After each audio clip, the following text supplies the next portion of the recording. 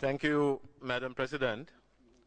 I thank you for this opportunity, and I also thank the delegation of Cuba and China for the kind sentiments expressed on behalf of Sri Lanka during the course of this general comment debate.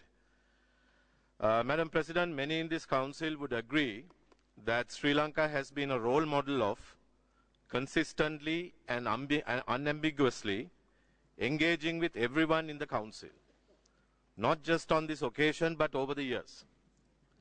This engagement has been voluntary and was not restricted to a period in the aftermath of the conflict, but occurred even during the height of the long drawn-out armed conflict against one of the worst manifestations of terrorism.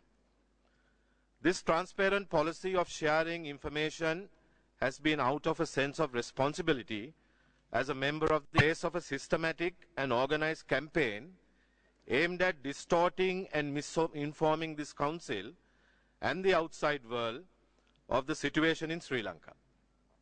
May I assure you, Madam President, that we will continue to actively engage. Despite this exemplary interaction, Sri Lanka has been selectively targeted by certain countries at the behest of some whom we believe still bear resentment at the clear and decisive decision taken at the special session of 2009. This attempt to undermine the resolution of 2009 is unacceptable, especially because of the continuing improvement in Sri Lanka during the intervening period. A resolution that dwells on the past will impose on this Council the character of an adjudicatory body with no limitation as to its competence to reopen and revisit matters of the past, which could have consequences affecting many parties. Those who live in glass houses, Madam President, are best advised to exercise caution before throwing stones.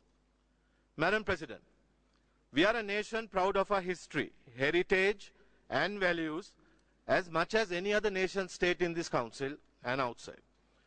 We take our responsibilities as a member of the international community very seriously and, needless to say, are more concerned about ensuring sustainable peace and reconciliation and further promoting the unity of our nation that is multicultural, multilingual, multi-religious and multi-ethnic in its composition. After 30 long years of instability and violence, we have achieved stability and peace. We need to be given time to further consolidate the clear progress that has been achieved in a short period of 3 years. Madam President, it is against this backdrop that my country is compelled to face a misconceived, unwarranted and ill-timed draft resolution which embodies several harmful elements that clearly violate important principles that will have adverse ramifications not only for my country but many other countries in the future.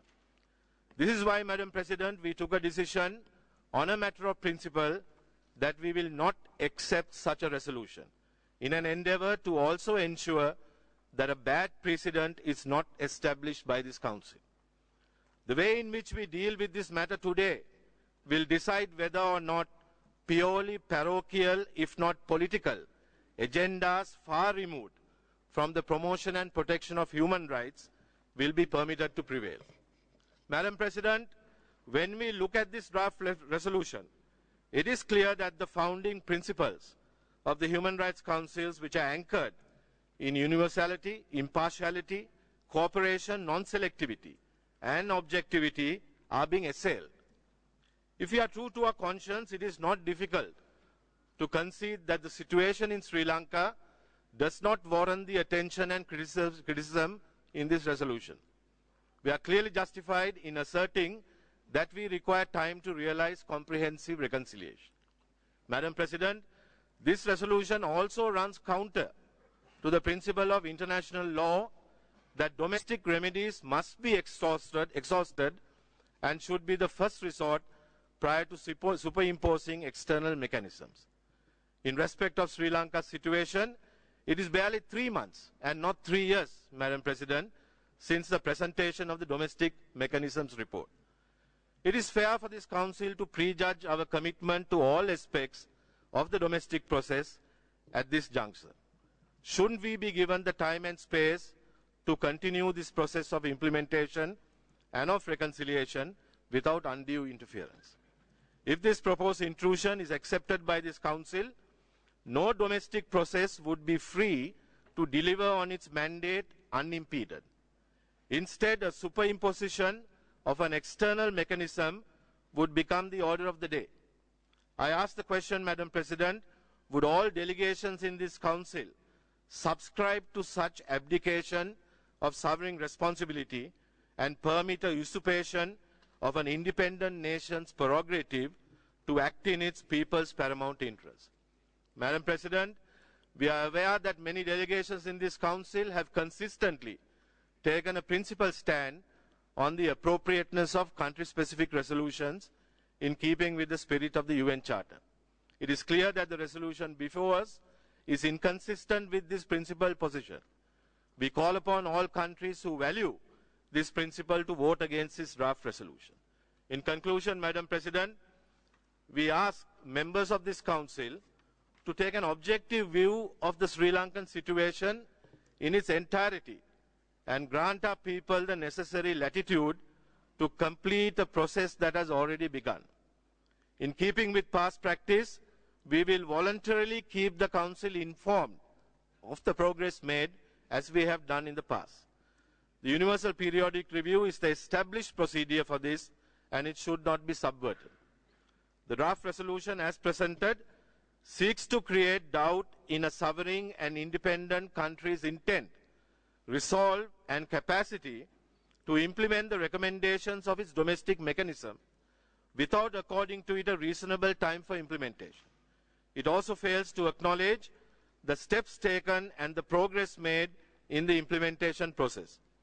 Accordingly, the intentions of the government in question are being prejudged, deliberated and concluded upon by the Council even before such government has had the opportunity to fulfill recommendations of a domestic mechanism.